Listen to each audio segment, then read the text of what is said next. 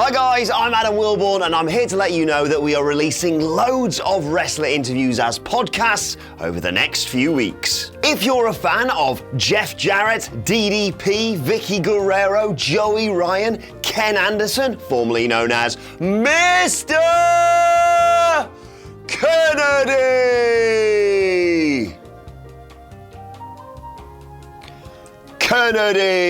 or the Hurricane, then make sure you subscribe to What Culture Wrestling on iTunes to hear full-length interviews with those guys. The link is in the description. We'll also be doing podcasts reviewing Raw, SmackDown, pay-per-views, roundtable discussions, and a roundup of the week on wrestle culture, complete with a bloody good quiz, of course. So make sure you subscribe on iTunes for all that good stuff. For now though, here's a clip of my chat with Al Snow discussing some of his favourite matches and feuding with the Big Boss Man, the full version of which is available as a podcast on iTunes right now.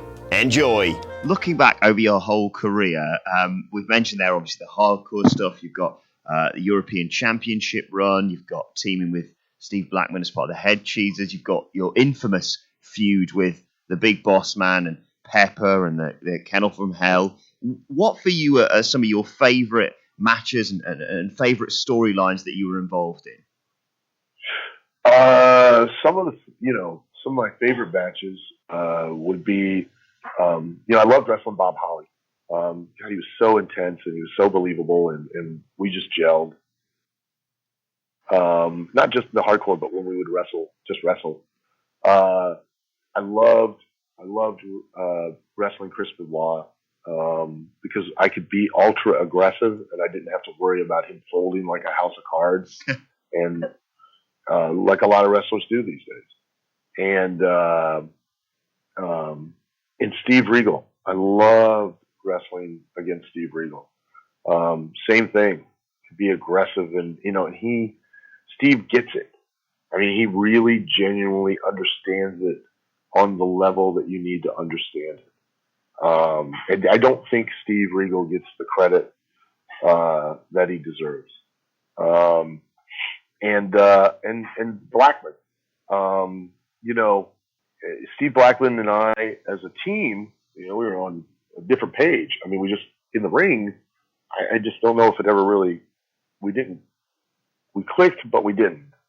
But backstage, God, those vignettes and stuff that we did, God, we became our own TV show. When we were doing it, like Brian Gewirtz, that was helping us, and he's such an awesome guy. He was helping us, and he was like, we were the highest rated segment on the show. Whenever those little vignettes would come on, we'd get the highest rating because people just enjoyed it. I mean, it was great. And we had so much fun doing it. It was, I really enjoyed that run with him. I really did. And a lot of people to this day still come up and some of the things you brought up, they still come up and, especially, I know it always shocks me is that they all come up to me, a lot of them come up to me and they all remark about the run with the European title. And really talk about that more than they do anything else, and how much they really enjoyed it, and which is that's the greatest compliment you could give me.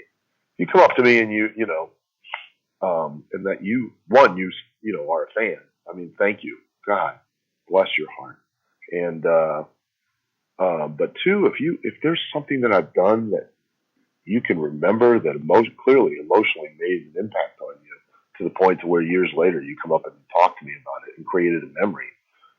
God, that's the biggest compliment I could ever get.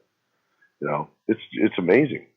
The mentality thing that you mentioned earlier, because like the boss man thing with Pepper and stuff is one of the things that sticks out for me, and the whole the thought process. And for you, was that too much in terms of you from what you've spoken about? It's very like you like to bring stuff very much back to basics of like, well, this is the reason for this, or was it like, all right, this is almost like an expanded version of those basics? Like I have a legitimate justification for all these actions and what's been going on between the two of you. Absolutely. That the second. All of any story, or what we would refer to in wrestling as an angle, any of those that were done, and trust me, there were just as outrageous ones that were done back in the day. Don't fool yourself. They did storylines and angles. They didn't do the vignettes and all that stuff backstage. They all did it out in front of you, by the ring and all of that. But all of those things were done for one reason, just like the Pepper angle was done to add gravity to the win or loss. Now, because he's kidnapped and basically killed my dog and fed it to me. Not only do I want to beat him up, but I want to the audience wants to see me finally beat him, because it's not about just kicking his butt, about kicking his ass. It's about kicking his ass to beat him. That's the justice. That's the vengeance. Is that ultimately, finally, at the end of the day, the babyface proves he was the better man, and the way he proves it, he beat the bad guy. He beat the heel. And that now, justice is served. Because if you've done things right, and I'm not saying that I did at that time, but if you've done things right, the audience identifies with the babyface, lives vicariously through the babyface. So when he wins, they win.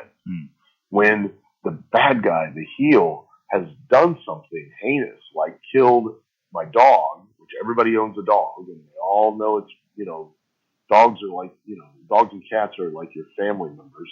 So you basically killed a family member and chewed him up and, ground him up and fed him to me.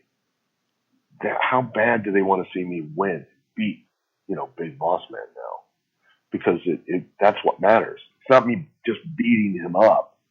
If I just beat Boss Man up and walked out, you know what I mean? There's no punctuation at the end of that sentence. There's no ending to the story. I beat him up, kick his ass, and then I pin him and I beat him 1, 2, 3.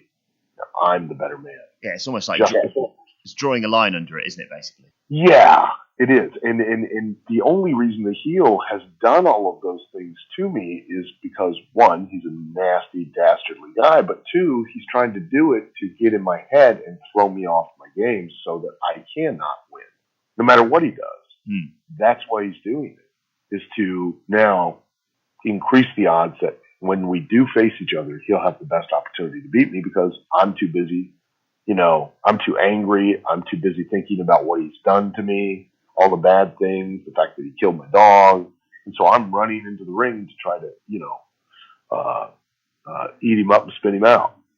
And I should be out there trying to beat him, not beat him up. But because of what he's done, I'm out there trying to beat him up first. So that gives him an opening, gives him an opportunity. I'm now fighting his game. And that's why those angles, those stories are done, and they can be done to whatever degree you want them to be done, in the context of trying to win, trying not to lose. As long as you keep that framework of your story, then the audience understands, and it adds gravity to the consequence of the win or the loss. And that's the purpose, the sole purpose of those storylines. It's not to do like it's a soap opera. It's to create a bigger consequence if the babyface doesn't win, or now it drives an audience. It's called heat. It drives an audience to want to see the babyface win even more and triumph.